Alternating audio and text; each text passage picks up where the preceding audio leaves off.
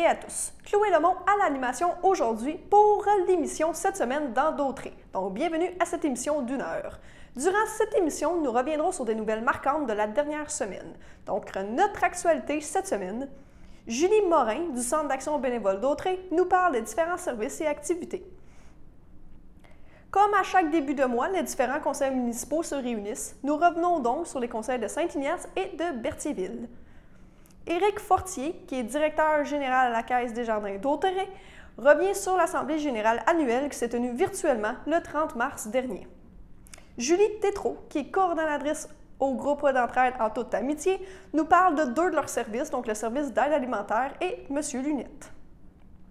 C'est un moment parfait pour aller observer les milliers d'oies des neiges à la halte migratoire de Saint-Barthélemy. Nous sommes allés prendre quelques images. On termine avec la chronique d'astrologie de Xavier Lemire.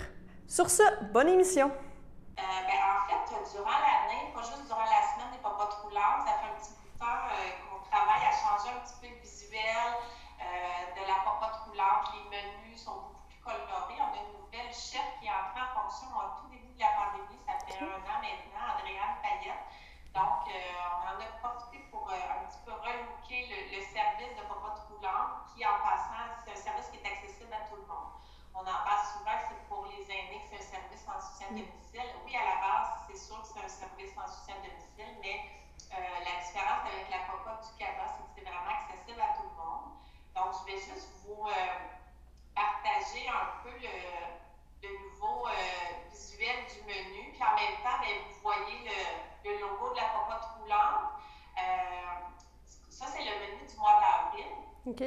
Donc, ce qu'on a voulu faire avec la papa troulante, c'est avec le petit chapeau de chef de monter le côté professionnel, mais tout en gardant un aspect humain, chaleureux là, dans ce nouveau logo-là.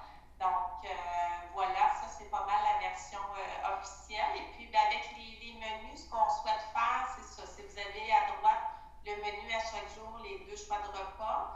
Et puis, parfois, quand on a le petit cœur à côté, c'est qu'on donne un petit peu l'explication du repas du cœur. Okay. Puis, avec des photos des repas. Donc, puis ça, bien, la 3e page, en fait, c'est le produit dérivé. Donc, ça, c'est des produits en majorité qui sont congelés, que les gens peuvent se procurer. Fait que, donc, si les gens veulent communiquer, avoir des repas, il faut communiquer avec Josée Desrosiers, qui est la responsable du service. Voilà. Ça ressemble pas mal à ça. Parfait. Puis, pouvez-vous revenir un peu aussi sur la semaine des papas roulantes? La semaine des papas roulantes, en fait, c'est vraiment pour souligner un peu que ce service-là existe. C'est une semaine où on parle un peu, on a fait un peu la promotion des papas roulantes pour expliquer un peu c'est quoi, que les gens ne soient pas gênés de commander. Ce qu'on a offert à nos usagers, nous, parce que durant la dernière année, ça a quand même, avec la pandémie, là, le thème cette année, c'est un service essentiel, mais c'est encore plus évident. Donc, c'est pas mal, je vous dirais, le seul service qui n'a pas connu de baisse tant que ça, la papa troulante. Il y a même l'augmentation au niveau des produits dérivés, les pâtés, sauces à spaghetti, tout ça. Donc, les gens commandaient davantage les repas qui sont livrés à domicile par des bénévoles. Il a fallu qu'on aille chercher des nouveaux bénévoles avec le confinement au début. Donc, il y a eu des nouvelles personnes qui ont été là, des gens qui ne travaillaient pas, qui étaient plus jeunes que 70 ans, parce qu'on avait confiné les bénévoles de 70 ans. Mais là, ça se replace un peu, mais en tout cas, ça reste qu'il n'y a pas de bénévoles en cuisine actuellement. Là, pour les mesures sanitaires, évidemment. Donc, c'est avec une équipe réduite. Puis, c'est une équipe réduite à la cuisine, mais ça roule beaucoup. Donc, mais ça a été une belle semaine des papas troulants. Je pense qu'il y en a une 50aine au Québec de papas troulants. Il y en a qui ont des cuisines, comme au CABA, qui font les repas directement. Il y en a qui font affaire avec des traiteurs ou avec des épiceries. Il y en a qui c'est des repas chauds, comme le cas au CABA, des repas frais du jour.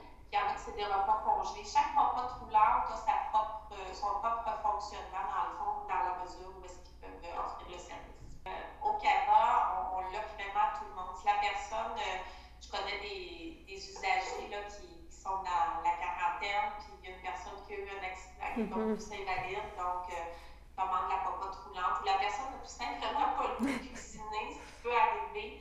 Donc, ça, c'est possible de commander aussi. Puis, il n'y a pas de contrat, dans le fond. Tu sais, ça peut être pour une courte période de temps dans notre vie où on en a besoin, ou ça peut être à long terme. Là. Donc, c'est vraiment toutes les possibilités. Puis, il y a façon de prendre en compte. On peut venir les chercher. Bien là, avec la pandémie, c'est ça. Il y a moins de monde au Canada, évidemment, mais sinon, les repas sont livrés à domicile 3 fois semaine.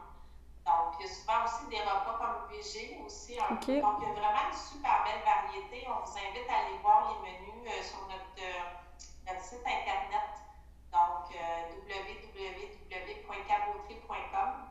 Le menu est là à chaque fois. Donc, il y a vraiment une belle variété. Puis, c'est vraiment très, très bon. Il y a de belles couleurs, plein de vitamines. Donc, on vous invite à l'essayer. Puis, si c'est 50, le repas, ça inclut la soupe ou le potage et le repas principal. Les desserts sont à part pour les repas. Parfait. Voilà. Parfait, merci. Il y a aussi des ateliers virtuels qui continuent de fonctionner, si je peux dire ça comme ça. Il y a les vedettes du patrimoine, je pense que c'est la partie 3 qui va se dérouler le 1er avril. Oui, avec M. Paul Boudreau, qui est notre bénévole. Puis étant donné qu'on ne peut plus voyager, avant on partait à la découverte de toutes sortes de pays, tout ça, mais là, avec la pandémie, ça a ralenti un peu, on s'entend. Ouais. Donc là, on découvre les municipalités avoisinantes. Il y a plein de choses à découvrir là, avec les municipalités. M. Boudreau est allé prendre des photos et puis je les présente à l'écran. Je vais vous présenter l'image. Donc, c'est jeudi le 1er avril à 13h30, un atelier virtuel en Zoom. Donc, on visite Saint-Hubert, Sainte-Élisabeth et Saint-Ignace de Loyola. C'est vraiment les vedettes du patrimoine. Donc, M. Boudreau est allé se renseigner auprès des personnes clés. On vous présente des belles photos des bâtisses, des maisons ancestrales et tout ça. Donc, on invite les gens à se joindre à nous. Puis, si jamais il y a des personnes qui ont de la difficulté à se connecter avec Zoom ou qui ne connaissent pas trop le principe, bien, ils peuvent toujours avoir un soutien technique là, avec le Centre d'action bénévole d'Autriche. Juste à nous appeler au 450-836-7122 et vous demander de l'aide. Et voilà. Puis ça, c'est ça, c'est une conférence qui est gratuite et qui est virtuelle. Oui. Donc, Les activités virtuelles sont toutes gratuites. Pour le moment, on a de la gymnastique de la mémoire actuellement, qui a 3 groupes qui fonctionnent avec ça. Des cours, les cours d'espagnol, c'est pas vrai que c'est tout gratuit en fait. Oui, les cours d'espagnol, les cours d'anglais, ça, il y avait des frais parce qu'on paye évidemment les formateurs et tout ça. Mais pour les ateliers virtuels, l'après-midi, comme avec M. Boudreau, là, c'est gratuit complètement. Donc, même si la personne n'est pas de Berthierville, elle peut s'introduire là, pour l'atelier virtuel. Donc, on a celle-là, puis il y a une belle session de cours d'espagnol qui va commencer, mais c'est le niveau conversation seulement. Donc, ça, c'est pour les gens. Je vais vous présenter un petit peu. Donc, c'est ça. On va chercher. On a encore de la place. Le groupe est pas mal formé, mais il me reste encore quelques places disponibles. C'est des cours en soirée. Donc, les jeudis, dès le 1er avril, puis comme je disais, c'est pas un poisson d'avril, ça commence vraiment le 1er avril. Donc, de 18h30 à 19h30 avec Mme Noémie Copéry, qui est notre enseignante depuis de nombreuses années. Voilà, ça, c'est, mon Dieu, les frais. Pour les cours d'espagnol, de conversation, étant donné que c'est vraiment plus de la discussion, se pratiquer, c'est 50$ pour 8 semaines de cours. Okay. Donc, s'il y en a qui veulent s'inscrire encore, ils peuvent communiquer avec le CABA au numéro que j'ai mentionné tout à l'heure. Voilà. Puis présentement, il y a combien de personnes inscrites? C'est peut-être... Pour le cours de conversation, ils sont 6, donc c'est un petit groupe. Mais dans le fond, c'est quand même bien parce que les gens ont du temps pour converser. Ouais. Puis, conversation, c'est ça, c'est qu'il faut avoir vraiment quand même une bonne base. On ne peut pas être débutant parce qu'il faut être capable de dialoguer quand même. C'est vraiment tout en espagnol. Donc, mais si les personnes ont suivi le niveau 1, niveau 2, puis qu'elles sont prêtes à se pratiquer, à converser un peu, bien, ils ont juste à nous contacter. Puis, c'est possible de payer, mettons, par chèque. Par carte de crédit, par téléphone aussi, donc, ou en argent ou carrément dans enveloppe. Ce sont les 3 possibilités. Il va y avoir aussi, c'est l'action bénévole, la semaine de l'action bénévole qui va avoir lieu en avril, donc mi-avril. Du 18 au 24 avril, en fait. À chaque année, on avait toujours un événement de reconnaissance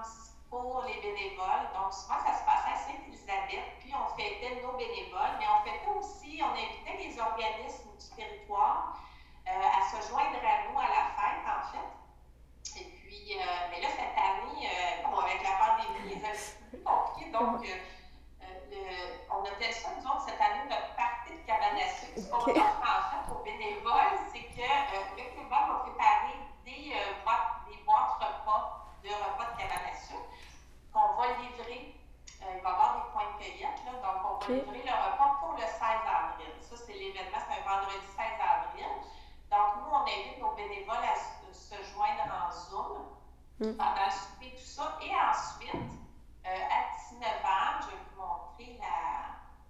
montrer la publicité. Ça devrait être partagé très bientôt, là, la publicité. C'est un spectacle virtuel qu'on offre en soirée, le vendredi 16 avril. Je viens de voir qu'il y a une faute dans la date, dans le nom. Je vais le corriger. Donc, c'est un spectacle virtuel en conte et en musique. Donc, c'est en collaboration avec la Chasse-Galerie de la Valtrie. Puis, ça va se passer dès 19h sur la page Facebook du CABA. Donc, 19h, on a Marc-André Fortin qui va nous faire un conte, son conte du village, un très bon comptable. Et puis, dès 20h, il va y avoir une prestation musicale du groupe Les Dépareillés. Donc, c'est des gens de la région. Il y a Pierre Drainville qui est de l'île du Pas, qui est un très bon musicien. Il y a Fred Desroches, qui va être à la guitare, pied, voix. Francis Guérard, violon et voix. Et Delphine Roy, donc à la voix. Ça promet d'être un spectacle en couleur. Et puis, si les gens veulent se changer les idées, puis festoyer, on avait fait un spectacle dans le temps des fêtes de musique traditionnelle. Ça avait été super apprécié, c'est accessible à tous. Donc, c'est ce qu'on a voulu reproduire un petit peu dans le cadre pour nos bénévoles, mais pour toute la population aussi, avec cette pandémie-là qui ne s'achève pas, puis on a besoin d'avoir un petit peu de positif dans notre vie. Donc, je vous invite à suivre la page Facebook du CABA et le site Internet pour l'information ou pour communiquer directement, là, pour savoir un petit peu plus comment ça fonctionne pour le spectacle. Les repas de cabane sont vraiment offerts juste à nos bénévoles et aux bénévoles des autres organismes. Ça, c'est pas possible d'en commander pour la population, mais le spectacle est vraiment accessible à tout le monde à partir de 19h sur la page Facebook du CABA. Puis, est-ce qu'il est gratuit ou il y a un certain montant? Oui, oui, le spectacle est gratuit, mais on peut l'offrir grâce à la collaboration des commanditaires. Ça, c'est vraiment important. Donc, il y a la Caisse des Jardins de Dauphine. Je ne veux pas en oublier le député Yves Perron, en fait, un petit peu, je suis facile de le partager. Le député Yves Perron qui a donné un montant d'argent pour le spectacle aussi. Ensuite de ça, il y a Cora Déjeuner qui nous donne, qui nous aide aussi avec le repas La Boucherie Forgette des listes d'antan. J'essaie de voir des listes d'antan. La municipalité de Sainte-Élisabeth aussi qui a contribué. Puis il y en a d'autres qui s'en viennent aussi, d'autres partenaires. Donc, il y a des municipalités qui vont. On attend encore des réponses là, à ce niveau-là, mais c'est sûr, la liste complète va être présentée vraiment lors du spectacle. Ce qui va être intéressant aussi, c'est que habituellement, il y avait des remises de médailles durant la soirée. Là, ce qu'on va faire, c'est qu'on va y avoir une petite portion de reconnaissance. On va présenter un peu des photos des bénévoles qui ont 5, 10, 15, 20, 25 ans et plus de bénévolat dans les organismes. Donc, on va présenter ça aussi un peu durant la soirée. Donc, on vous invite à être là, à être avec des nôtres pour fêter. Puis ça devrait être un spectacle super intéressant. Parfait. Donc, on va effectivement inviter la population le 16 avril, qui est un vendredi. Oui, c'est ça. Puis là, si on parle un peu justement de vaccination, on parlait de la pandémie tantôt, on souhaite s'en sortir. Là, les vaccins, ça va bien au moins. Donc, vous offrez un service qui est d'accompagnement, un service de transport pour les personnes de 65 ans et plus. Donc ça fonctionne toujours présentement. Bien, on offre depuis longtemps l'accompagnement transport pour des fins médicales ou d'intégration sociale, mais là, en lien avec la pandémie, c'est une petite nouveauté, c'est que le transport est gratuit pour les personnes de 65 ans et plus pour aller se faire vacciner. Donc, c'est pas pour aller à une visite à la clinique médicale, c'est vraiment pour le vaccin. Donc, c'est gratuit le transport, il faut avoir 65 ans et plus pour pouvoir bénéficier de ce service-là. Puis tous les autres services en soutien à domicile, les téléphones d'amitié, l'accompagnement de transport, la popote et tout ça, c'est toujours, ça continue justement plus que jamais là, en cette période de pandémie-là. Mais pour un certain temps, comme je vous dis, le transport est gratuit pour les personnes qui souhaitent se faire vacciner. L'autre chose, c'est que le gouvernement a mis en place un site Internet pour prendre des rendez-vous pour se faire vacciner. Donc, on sait que ce n'est pas toujours évident. Des fois, d'avoir soit la ligne ou d'aller sur Internet pour prendre le rendez-vous. Bien, le CABA, on est là pour aider les gens. Moi, j'en ai fait quelques-uns, puis il y a d'autres collègues de travail aussi qui sont là. Puis, dans le fond, on prend les informations. On est en ligne avec la personne au téléphone, mais nous, on prend le rendez-vous en ligne. OK. Pour les gens.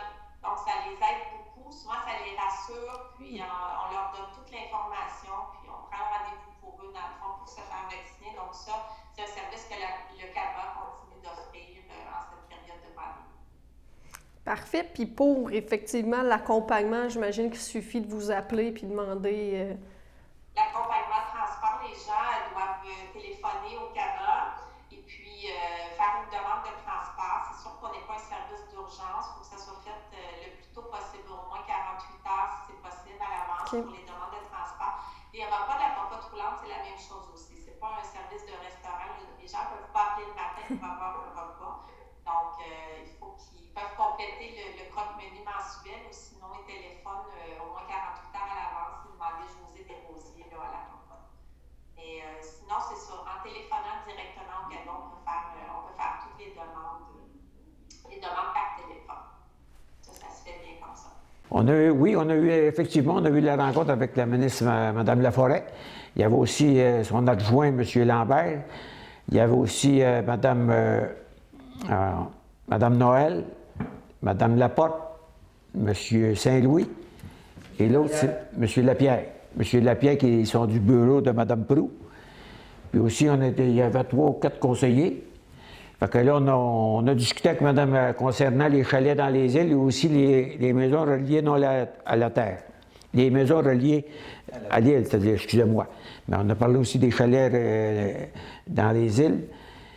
Écoutez, on n'a pas de promesses exactes qu'ils nous ont faites, mais de la manière que ça s'est déroulé, moi j'ai demandé les demandes qu'on faisait depuis le début, comme quoi que dans les chalets dans les îles, ce qu'on voulait qu'on revienne comme en 2017, c'est que la personne passe au feu, elle a son droit acquis, on lui met son permis, elle rebâtit à la même place, à la même grandeur, parce que nous autres, on a un dossier de tous les chalets ici. Fait que la même grandeur, la même hauteur, puis pas plus qu'il faut. Fait que moi, je pense que pour les chalets dans les îles, vu qu'il n'y a pas de danger pour le... Parce que vous allez voir la loi 67, là, il parle souvent de l'humain, s'il n'y a pas de danger pour l'humain. C'est sûr et certain que pour les personnes, il n'y a pas de danger dans les îles. Pourquoi? Parce que le monde, ils vont là rien que dans l'été. Ils vont là de temps en temps l'hiver, mais pas tout le monde. Fait que j'ai bon espoir qu'il y ait des assouplissements pour les chalets dans les îles. Pour les pourvoiries aussi, j'ai bon espoir qu'on va peut-être... parce que moi, je l'ai dit que... Parce que, écoutez, si on perd une pourvoirie, là, économiquement, c'est pas bon pour Saint-Ignace. Puis en plus, c'est des pourvoiries qui sont là. Ils vont bien, ils fonctionnent bien, ils ont du bon service, puis ça va bien. Fait que c'est cette valeur de pâte, puis avec les emplois qui se créent aussi dans ces pourvoiries-là. Pour les pourvoiries, je pense qu'on devrait avoir un assouplissement. Je l'espère beaucoup. Ce qui m'inquiète un petit peu, c'est surtout les maisons qui sont dans la ZIS, vraiment. Comme dans le rang Saint-Isidore, Sainte-Marie, une partie du Sainte-Marie, puis dans le rang Saint-Pierre. C'est là que j'étais un petit peu inquiète de ce qu'elle va décider, parce que quand il parle dans la loi 67 tout le temps des humains, puis des personnes, pour pas qu'il y ait de danger, bien là, à ce moment-là, j'ai peur que même si la personne passe au feu, j'ai peur qu'elle ne soit pas autorisée. J'espère me tromper, mais de la manière que j'ai stipulé un petit peu ces paroles, j'ai une crainte sur ce point-là. Mais remarquez qu'on va tout faire dans notre possible, même qu'il est supposé avoir un règlement transitoire qui va arriver devrait arriver d'ici à la fin du printemps, qu'elle nous a dit, pour qu'après ça, le règlement, on va regarder c'est quoi le règlement transitoire, puis s'il y a des choses qu'on n'aime pas, on va essayer de travailler pour que ce soit mieux que ce qu'il va y avoir dans le règlement. C'est toute l'information que je peux vous dire pour l'instant, parce que là, on attend tout le temps, puis j'ai demandé à M. Lambert ainsi qu'à M. Saint-Louis du bureau de Mme Proulx qu'au moment qu'il y a des choses qui se passent, que j'aimerais être informé le plus vite possible. Puis ils m'ont promis qu'au moment s'il y a des choses qui se rangent, qui se disent, qui se parlent, puis ils vont m'informer le plus vite possible. Fait que c'est un petit peu le dossier. Fait que j'espère que ça va bien aller pour nous dans les îles, parce que moi, je lui ai stipulé aussi que dans l'archipel du Lac-Saint-Pierre, c'est qu'il y a des chalets sur pilotis dans la province de Québec. Il n'y a pas beaucoup de places qui sont comme ça. Puis aussi, bien, ce que j'ai aimé d'elle, ce qu'elle a dit, c'est qu'ils vont former des ministères de région. Parce que ça, elle l'a dit, les régions ne se ressemblent pas. Ils ne sont pas toutes pareilles. C'est pour ça que j'ai une bonne confiance qu'on puisse gagner notre point qu'on veut, qu'on aimerait avoir. Fait que lorsqu'on aura de prochaines nouvelles, puis des bonnes nouvelles, j'espère, on va vous les communiquer le plus vite possible. Nous avons par la suite autorisé la distribution aux résidents de Berthierville de compost qu'ils pourront se procurer le 29 mai prochain. Alors, le site sera publicisé. La patrouille verte de la MRC de Dautrey sera sur place pour sensibiliser les citoyens sur la saine gestion des matières résiduelles et nous aurons 44 tonnes métriques de compost à distribuer. Je m'étais engagée à vous revenir si des informations supplémentaires m'étaient fournies. Alors, je vous fais donc le résumé d'une correspondance reçue le 17 mars dernier du bureau du conseiller politique du cabinet du ministre des Transports. Alors, en ce qui concerne la construction du pont de la rivière Bayonne sur la rue de Montcalm, une demande de certificat d'autorisation est en cours pour finaliser la conception et les travaux sont programmés pour 2021-2022. Le plus gros des travaux se ferait cet été pour être terminé en 2022. En ce qui concerne le pont de la rivière Chaloupe, nous avons appris qu'il y avait divergence de l'évaluation de l'indice patrimonial de la MRC de Dautrey et celui du ministère des Transports. Au fait de la valeur patrimoniale, l'indice patrimonial que la MRC accordait au pont était d'une valeur supérieure, tandis que l'évaluation effectuée par une autre firme qui a été approuvée par la Direction générale des infrastructures du ministère lui donne une cote de valeur patrimoniale moyenne. Ainsi, la valeur patrimoniale de ce pont ne lui accorde pas une priorité pour sa réouverture selon le ministère. J'ai donc demandé un complément d'information à cet effet et nous sommes en attente d'informations supplémentaires sur les travaux potentiels et les échéanciers.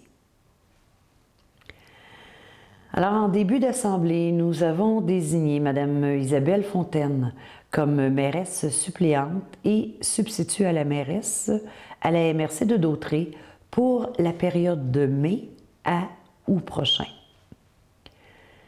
Par la suite, nous avons autorisé la mise en place d'un comité spécial pour l'intégration d'une œuvre d'art, considérant que la construction du nouveau centre communautaire s'inscrit dans le cadre de la politique d'intégration des arts à l'architecture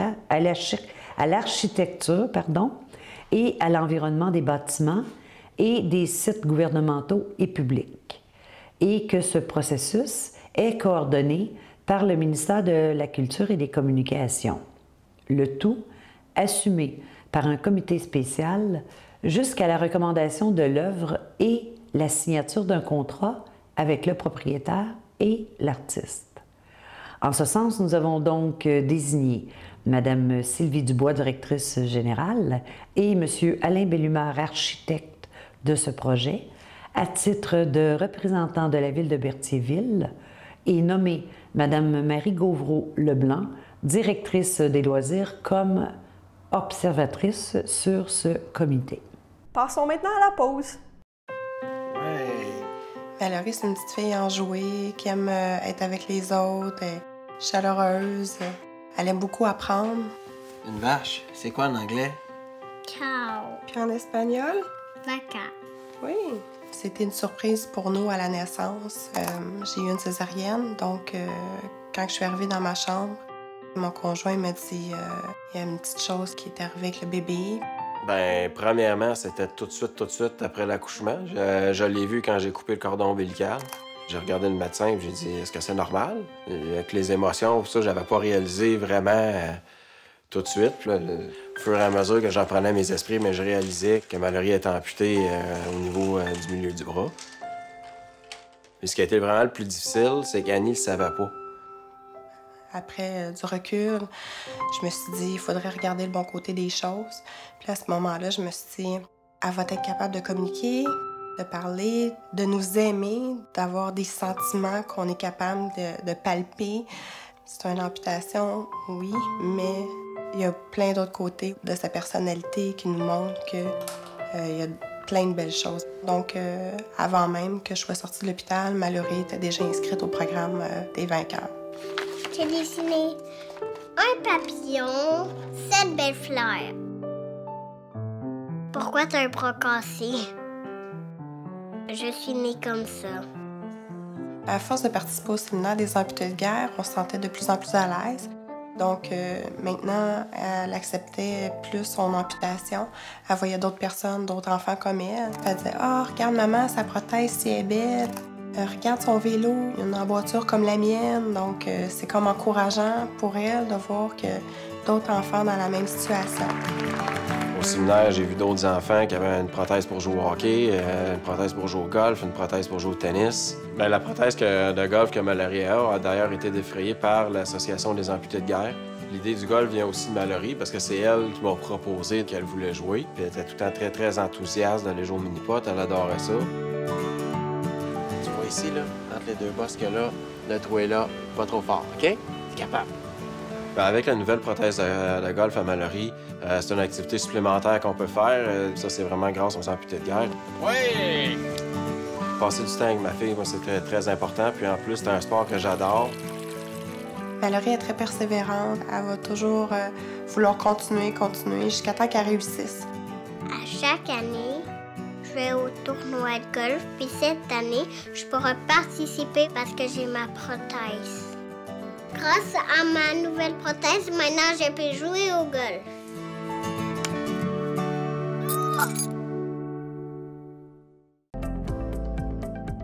Les télévisions communautaires autonomes du Québec, ce sont les télévisions les plus importantes parce qu'elles sont proches de la communauté.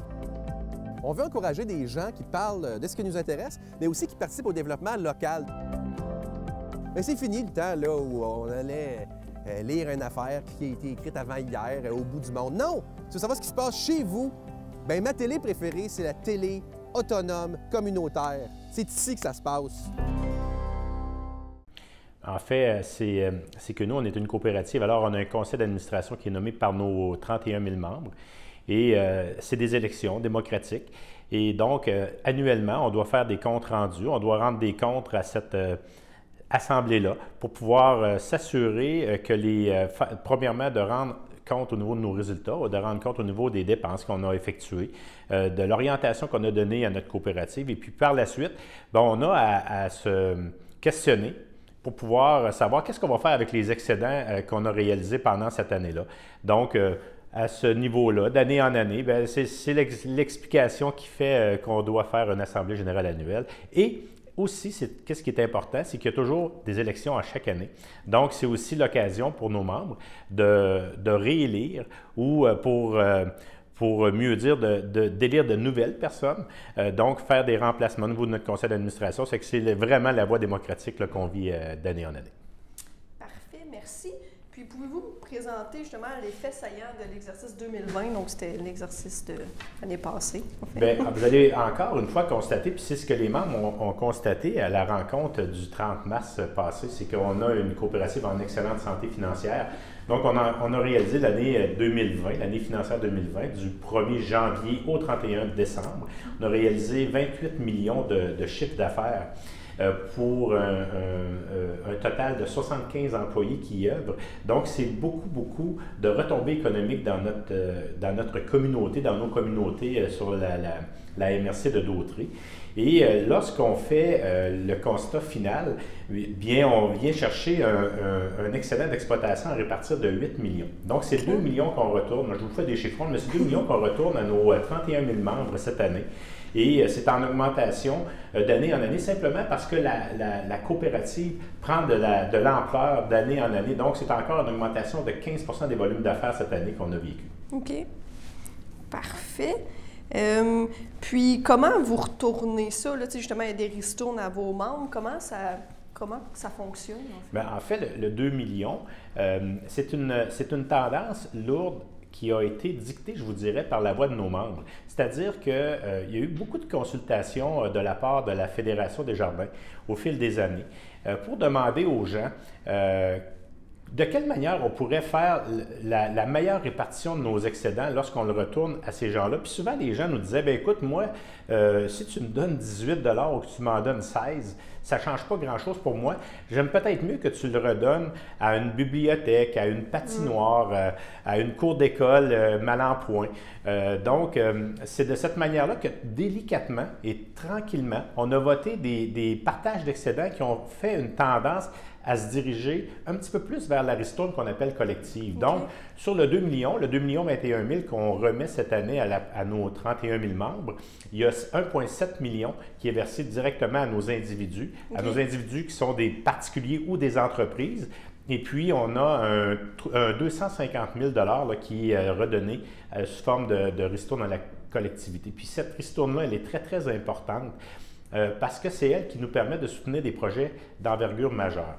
On va avoir souvent des demandes qui vont être pratiquement inimaginables de traiter pour une caisse, mais parce qu'on s'est donné collectivement cette capacité financière-là, ben, on a des gens qui osent nous faire des demandes audacieuses et que nous, on répond présent à ce moment-là. Mais ça, on parlait de projets, là. Je pense qu'il y a l'organisme des bassins versants de la zone Bayonne, il y a aussi le centre d'action bénévole d'Autrey, puis vous me parliez aussi d'un centre alimentaire ou un comptoir alimentaire à la Valtrie aussi. Exactement. Hein, la pandémie, début de la pandémie 2020, on est en mars, comptoir alimentaire de la Valtrie lève la main pour dire, écoutez, c'est une augmentation importante des demandes qui nous sont faites. Est-ce que vous pouvez dire présent pour nous aider, pour nous appuyer financièrement? Et c'est ce que le conseil d'administration a voté positivement, instantanément, à partir de son fonds d'aide au développement du milieu, la fameuse ristourne collective que je vous parlais. La rivière Bayonne, c'est simplement un petit clin d'œil pour vous dire que nos administrateurs, mais notre Desjardins laisse une empreinte de plus en plus verte. Okay. Notre logo est important, mais il veut dire quelque chose. Le vert, je crois que M. Desjardins avait une belle vision de sa planète en 1900, lorsqu'il a instauré cette couleur-là. Et puis, c'est vraiment l'empreinte qu'on veut de plus en plus démontrer. Donc, la rivière Bayonne nous apportait un projet qui disait, bien, écoute, comment on peut faire pour pouvoir redorer nos bordures de plage qui sont actuellement malmenés par les inondations des dernières années. Donc, encore une fois, c'était par le Fonds d'aide au développement du milieu qu'on a été en mesure de pouvoir apporter notre contribution financière. L'Acaba, bien, vous le savez, à Berthier, c'est un incontournable, la popote roulante. On annonçait qu'on on est un grand contributeur du Centre d'action bénévole d'Autrey. Et puis, encore une fois, cette année, c'est avec fierté qu'on le fait parce que ces gens-là ont été en mesure de retourner 20 000 repas dans la collectivité, 10 000 livraisons ou environ. Donc, chapeau. C'est que c'est des organismes de cœur, puis nous, on essaie vraiment de mettre notre empreinte, oui, au niveau environnement, mais aussi au niveau de nos collectivités, pour pouvoir un petit peu faire les rebonds des bois, puis redonner un petit peu à la pas une réélection, mais un monsieur nommé d'office qui n'avait pas d'élection, c'est comment on dit, bien, nommé par acclamation, je cherchais. Donc, c'est M. Claude Lapointe dans le secteur Feuille d'Or. Ensuite, Marie-Christine Tellier, qui a été reconduite comme administratrice pour Province de Québec, donc le Bloc universel. Nathalie Lévesque, nouvelle administratrice nommée pour la région de Lavaltrie. Nous avons aussi Annie Thibault de la région de Berthier-les-Îles. Et nous avons, qui est une nouvelle administratrice pour nous aussi, Mme Thibault. Et une nouvelle administratrice aussi, Mme Sonia Desjardins, pour le secteur du Sablé. Donc, écoutez, c'est 522 personnes qui ont voté pour notre assemblée. Là, vous allez peut-être me dire, Chloé, bien, Caroline, il me semble que ce n'est pas gros. Sur 31 000, on est très heureux. Une participation de 500 voteurs.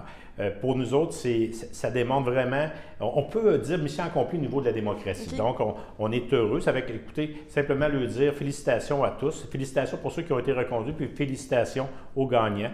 C'est encore très, très rassurant de voir que nous avons des membres qui veulent s'impliquer dans la gestion de leur coopérative. Alors, tant mieux. Il y a aussi le projet Jeunes au travail que Desjardins est d'ailleurs derrière ce projet-là. C'est là, je pense que l'année passée, je vais juste vérifier, je l'avais écrit quelque part. Ah oui, c'est 23 jeunes en 2020 qui ont pu vivre une première expérience au travail. Pouvez-vous me parler un peu d'abord, c'est quoi ce programme-là? En fait, là, c'est des 15-18 ans. Pour une première expérience de vie, je vous dirais professionnelle, ces jeunes-là, souvent, on est un petit peu dans un contexte différent. On commence à comprendre qu'il y a beaucoup d'entrepreneurs qui ont le goût d'avoir les 15 ans.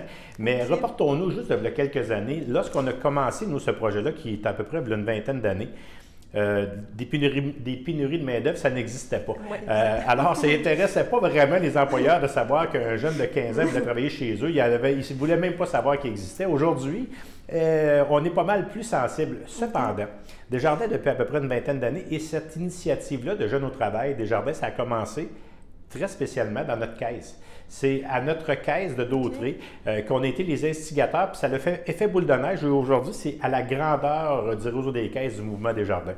Qu'est-ce que ça fait en fait? Bien, c'est ça vient intéresser l'employeur de dire, écoute, je vais te prendre, moi, mon petit Tommy, et puis Desjardins va te donner une grande... Il ne te le donne pas à toi, il me le donne à moi pour que je puisse te donner un salaire. Donc, ça vient donner la chance à ces jeunes-là de se faire valoir. Et souvent, parce que c'est le commentaire qu'on entend, c'est des jeunes qui ensuite deviennent des employés étudiants pendant les années qui suivent, pendant la période de leurs études, ou qui en font une carrière dans les organismes qui ont œuvré.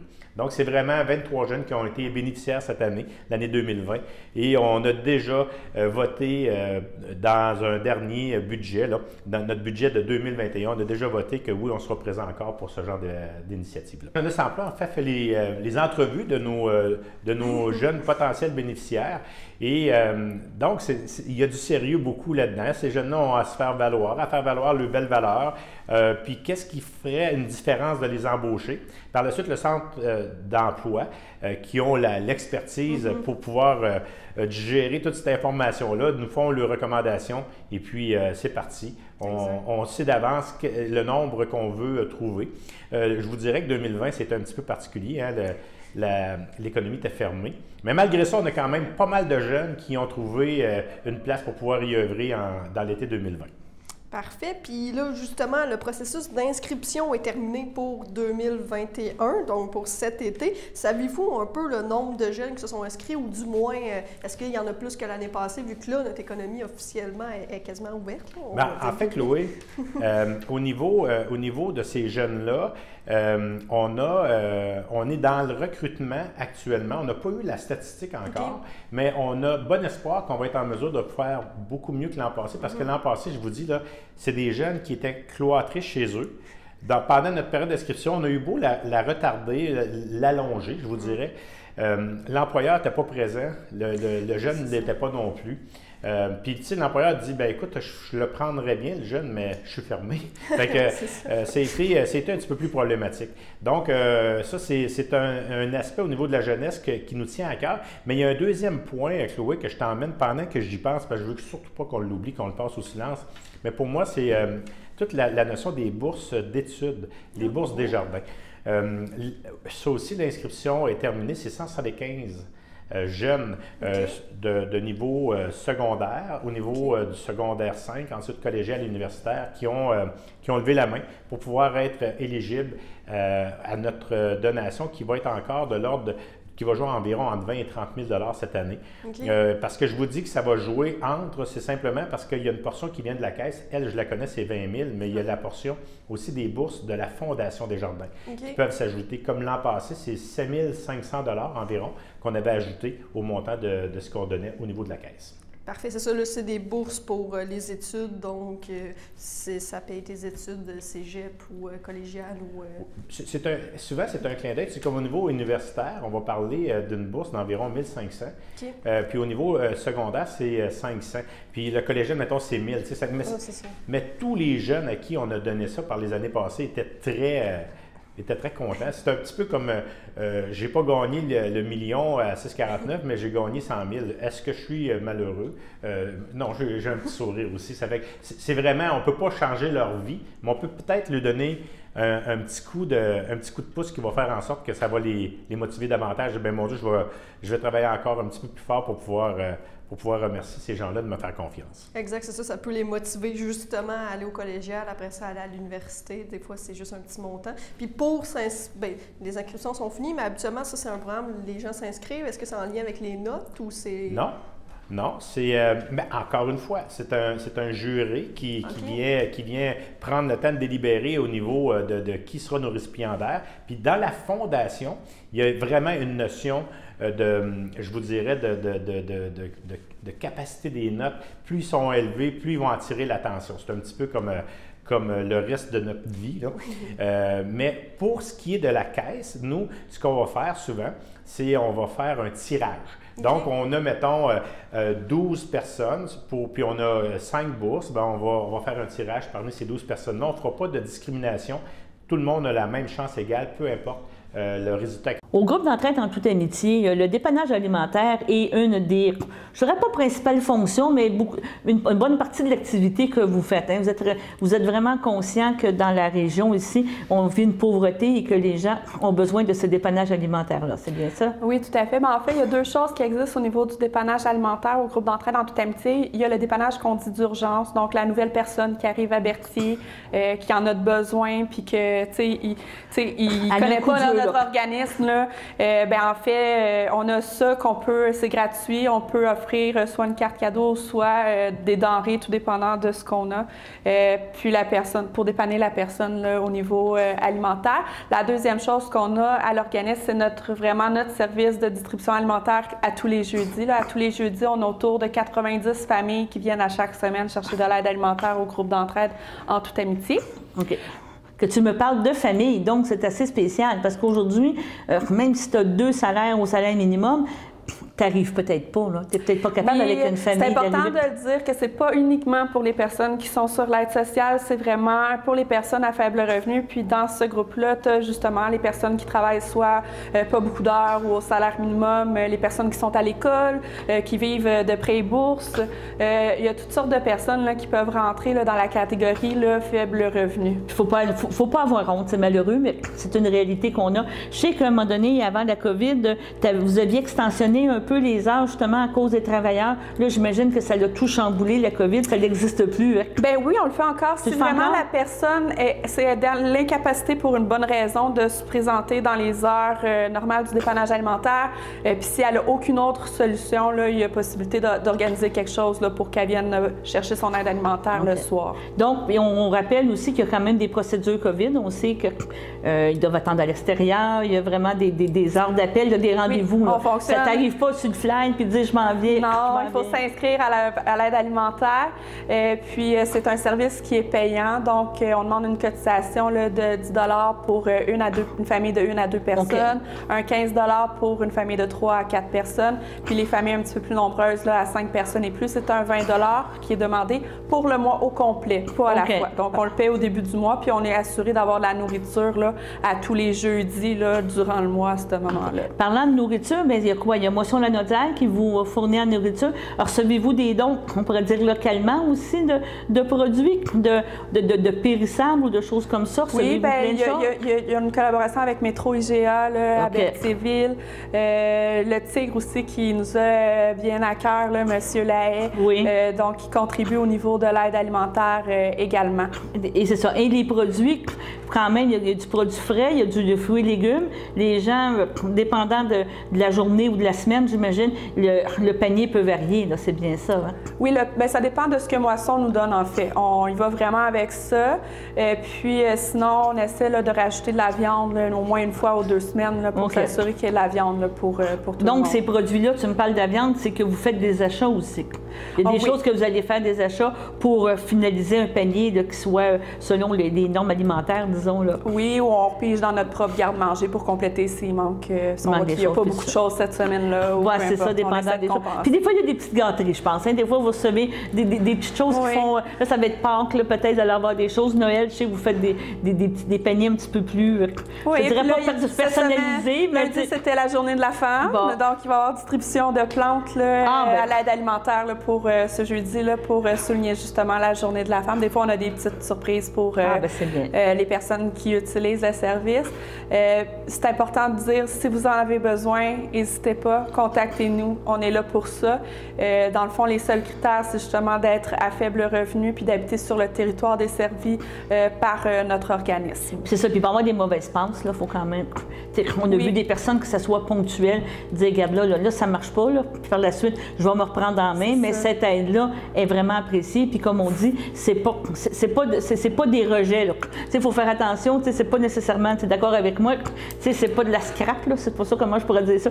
Quand ils reçoivent des produits, c'est des produits qui sont consommables puis sont encore très bons, là. C'est vraiment pas... c'est pas des choses qui sont prises dans les poubelles, là, disons. Non, fait que si vous en avez besoin, je sais que c'est pas facile, mais n'hésitez pas à demander de l'aide. C'est ça. Manger, c'est important. C'est ça, exactement. Parce que ça amène toute la suite aussi, là. Faites d'accord avec moi, si tu as bien mangé, tu es capable de travailler, les enfants sont capables de suivre à l'école. C'est la base.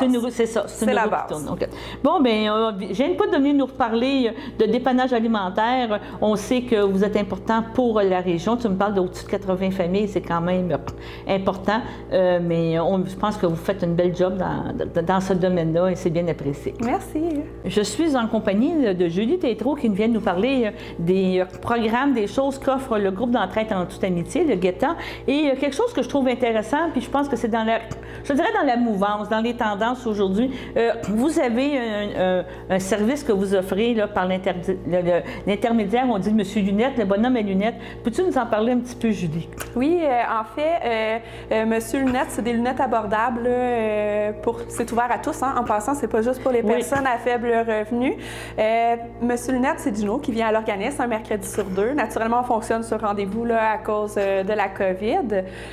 Puis, vous arrivez avec votre prescription de lunettes. C'est important de le dire, il ne fait pas les examens de la vue. Puis, à ce moment-là, il va regarder là, une paire de lunettes selon votre budget. Mais c'est certain que ça va être abordable. Là. Ça va être abordable. Puis encore là, tu sais, on parle du mot abordable, on parle du mot recyclage, on parle, tu sais, se réinventer. C'est quand même des initiatives, je trouve, qui sont intéressantes parce que, encore là, si on veut suivre absolument, je vais dire, les tendances de la mode et tout ça, tu sais, oui, là, tu peux aller, je ne dis pas de pas aller dans une lunetterie ou dans des choses comme ça, mais, tu sais, à un moment donné, tu sais, la tendance, justement, friperie, des choses comme ça, tu sais, sûrement que tu reçois des fois des vêtements, des choses que tu dis, ça n'a jamais été porté, que c'était acheté, tu sais, la surconsommation et tout ça, c'est comme des cellulaires, je pense, c'est tout. Donc, les lunettes aussi, ça ne veut pas dire que tu ne trouveras pas lunettes à ton pied, disons. C'est pas forcément, c'est pas des lunettes recyclées, là, c'est vraiment des lunettes. C'est ça que je veux dire, c'est des montures. Exactement. Donc, Monsieur Lunette, l'avantage qu'on peut avoir d'aller encourager ce Monsieur Lunette, c'est que vu qu'il ne paye pas de locaux, qu'il ne paye pas d'espace vraiment, qu'il se promène, qui est un petit peu l'itinérant de lunettes, on pourrait dire ça comme ça, bien, on retire des avantages pour un bon produit, un produit avec un bon service, parce qu'il vient quand même une fois par 2 semaines, une fois par semaine, dépendant. Une fois par 2 semaines, un mercredi sur 2 qui est à l'organisme, puis ces plages horaires de rendez-vous là, se remplissent assez vite. Là, donc, c'est vraiment un service que, comme on dit encore là, que tous peuvent utiliser. C'est pas parce qu'on s'appelle le groupe d'entraide en toute amitié, il faut le spécifier, que ces services-là sont offerts à toute la communauté. Donc, je vous dirais, profitez-en. Si pour vous, le budget lunettes n'est pas un budget important, puis vous avez une belle alternative. En plus, pour chaque lunette vendue là, par Monsieur Lunette, il y a un montant qui est remis dans un organisme communautaire. Fait que c'est une façon de faire 2 pierres d'un coup. Exactement. On économise, puis en plus, on participe à la mission de l'organisme. Parfait. Donc, pas de raison de ne pas y aller.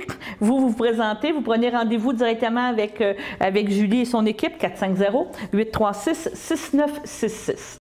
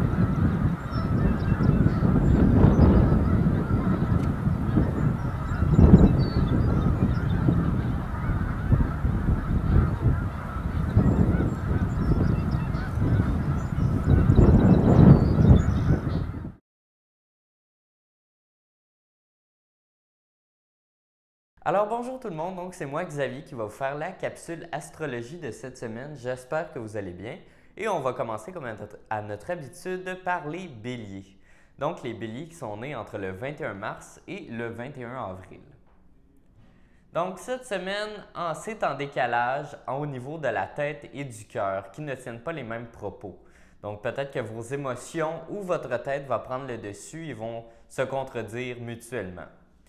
Donc, vous avez conscience que la situation ne peut pas durer dans votre vie sans trouver la force d'y mettre un terme. Donc, ce petit déboussolement-là entre les émotions et la tête. Donc, faites-vous plus confiance pour parvenir à prendre la bonne décision. Aussi, la communication avec vos proches se passe hyper bien. Donc, c'est vraiment un succès au niveau social.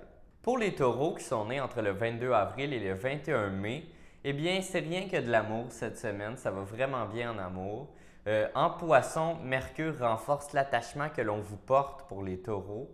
Les témoignages d'affection se multiplient, on loue vos mérites et en remerciant d'être ce que vous êtes. Donc, il n'y a même pas d'effort à donner en amour, vous êtes aimé de tous les côtés. Côté professionnel, la reconnaissance se confirme par une offre inattendue que l'on vous soumet, donc qui va être gratifiante sur le plan financier. Aussi, un petit plus, Mercure invite aussi au voyage, donc par des moyens d'évasion qui ne sont pas nécessairement les voyages physiques. Ça peut être de l'évasion par l'art, la méditation ou même l'amour. Pour les Gémeaux qui sont nés entre le 22 mai et le 21 juin, eh bien, les Gémeaux vont à un rythme trépidant ces temps-ci. Peine perdue si vous voulez marquer une pause, vous êtes en continuelle action. Mars vous empêche de tenir place, vous avez beaucoup de bougeottes et vous êtes sollicité de tous les côtés. Rassurez-vous, vos journées sont plus animées qu'agitées. Vénus les remplit de rencontres sympathiques et de projets excitants. De plus, vous allez faire équipe gagnante au travail. C'est une alliance autour d'un projet ambitieux qui va être vraiment un succès. Pour les signes du cancer, eh bien, suivez votre intuition, elle va vous être très importante cette semaine. Donc, faites confiance à votre intuition et ne forcez pas le destin. Votre initiative vous permettra de mettre toutes les chances de votre côté pour faire évoluer votre situation. C'est aussi un bon moyen de cerner vos ambitions et de vous impliquer dans leur réalisation. Le plus cette semaine, eh bien, d'habiles tours de passe-passe vous permettront de tirer votre épingle du jeu sur le plan financier. Pour les lions qui sont nés entre le 23 juillet et le 22 août, ayez confiance en votre bonne fortune. Le soleil en bélier vous convainc d'y croire. Eh bien, l'amour, le succès vont être au rendez-vous. Petit problème néanmoins, Saturne jette la confusion par la voix d'un proche qui vous fait douter. Malgré l'affection que vous lui portez, rien ne vous oblige à suivre ses conseils. Le lion a suffisamment d'ego pour savoir quoi faire. De plus, une situation inattendue crée des affinités avec une personne que vous n'appréciez peut-être pas dans le passé, mais dont vous allez vous rapprocher cette semaine. Pour le signe du Vierge qui est né entre le 23 août et le 22 septembre, que cela soit clair, donc ça va être une semaine très mouvementée. Le Vierge reprend ses esprits en mettant ses points sur les i, donc vous allez peut-être vous affirmer un peu plus cette semaine, vous recadrez votre petit monde en invitant chacun à rester à sa place. Vous êtes prête à donner du temps aux gens qui le méritent dans votre entourage. Le plus, vous avez une énergie mentale qui ne faiblit pas, vous devez vos succès à votre seule volonté d'y arriver. Pour le signe du Balance, eh bien, c'est sur le point de gagner dans votre vie, que ce soit au niveau amoureux ou professionnel, les événements s'accélèrent cette semaine. Donc, sous l'impulsion de Mars, votre projet va aboutir plus vite que vous ne l'imaginiez. Son succès vous réjouit et néanmoins, il vous oblige à réagir dans l'urgence. Donc, très, très mouvementé, il va falloir que vous fassiez des actions qui s'imposent cette semaine. Rien d'alarmant, mais il est important de bien vous organiser pour réussir cette transition. N'ayez pas peur de jouer des coudes pour obtenir ce que vous voulez. Pour le signe du Scorpion, vous êtes en plein brouillard, vous êtes un peu plus mélancolique que nostalgique, vous avez l'humeur brumeuse et pas le cœur à faire ce que vous devez faire. Donc, Mercure en Poisson vous suggère de laisser passer la grisaille en faisant confiance à la vie pour faire naître une éclaircie dans votre vie. Regardez bien, elle est peut-être déjà là. Le plus, ne négligez aucun signe à même de vous émouvoir ou de vous faire sourire. Donc, profitez un peu plus de la vie si vous êtes dans une période un peu plus down. Pour le signe du Sagittaire, qui est né entre le 23 novembre et le 21 décembre, Donc, donnez tout, donc partagez avec les autres. Vous n'avez que l'amour à offrir en partage, mais vous vous démenez à faciliter la vie de vos proches. Rappelez-vous que si vous faites ces actions de bon cœur, le service que vous leur rendez n'est pas un dû, c'est d'abord un cadeau d'amour. Vénus va débloquer une situation qui vous tracassait. Vous pouvez enfin avancer comme vous le souhaitez. Pour le signe du Capricorne, qui est né entre le 22 décembre et le 20 janvier, ça fonctionne cette semaine, l'activité, la communication, les câlins, tout roule sur l'or. La manière dont vous avez posé vos jalons porte ses fruits cette semaine. Ça va être des rapports sociaux qui vont être harmonieux, basés sur l'écoute et l'échange. Quant aux actions, elles vont être menées avec une incroyable efficacité. Et ça ne concerne pas juste l'amour. L'argent aussi, les placements que vous allez réaliser par le passé vont se révéler fructueux cette semaine. Pour le signe du Verseau, qui est né entre le 21 janvier et le 19 février, la fatigue se lit sur votre visage, il y a une certaine lassitude physique et morale, l'impression de ne pas vous sentir à votre place. Le duo Soleil-Vénus vous encourage à déplacer vos énergies en cherchant un endroit où vous ressourcer et vous sentir bien. Le plus, si vous ne trouvez pas le cadre idéal, réfugiez-vous dans les bras de personnes aimantes et de confiance. Pour les signes du Poisson, qui est né entre le 20 février et le 20 mars, il y a un coup d'envoi, les feux passent au vert, vous avez cru que cela n'arriverait plus. Voilà qui est fait, il faut réagir avec vigueur et efficacité. Les amours sont au top parce que le dialogue aide à percer si vous avez certains conflits avec les autres. Donc, votre communication est votre grand avantage en amour. Donc, c'était votre capsule astrologie pour aujourd'hui. J'espère que vous avez apprécié et on se retrouve la semaine prochaine. Merci, on se retrouve la semaine prochaine pour une autre émission de cette semaine dans Dautré et pour de nouveaux reportages. Ne manquez pas nos bulletins de nouvelles tous les jours à compter de 18h et en reprise à 12h30. Sur ce, bonne semaine à tous!